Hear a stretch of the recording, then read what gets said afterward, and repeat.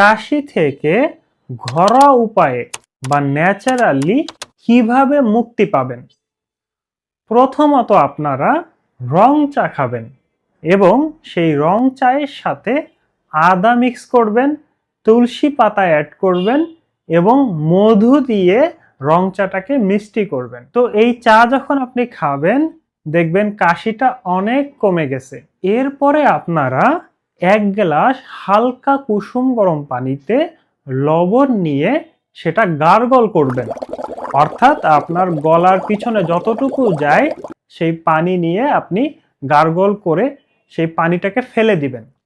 তো এই গরম পানি দিয়ে আপনি যখন গার্গল করবেন, গরম পানি ও লবণ থাকার কারণে গলার ভিতরে যদি কোনো ভাইরাস থাকে তারা মারা যাবে এবং এটার কারণে যে আপনার কাশি হচ্ছিল সেই কাশি থেকে আপনি মুক্তি পাবেন। পাশাপাশি আপনারা ন্যাচারাল ওষুধ খেতে পারেন। ন্যাচারাল ওষুধের মধ্যে যেমন বাসক কফ আছে, বাসক পাতা দিয়ে তৈরি কিছু ওষুধ আছে যেগুলো কাশির জন্য এক্সিলেন্ট কাজ করে। এছাড়া আরো অনেকগুলো হার্বস যেগুলো আপনার কাশিতে কাজ করে, সেই সমস্ত হার্বস নিয়ে এই ন্যাচারাল ওষুধগুলো তৈরি হয়।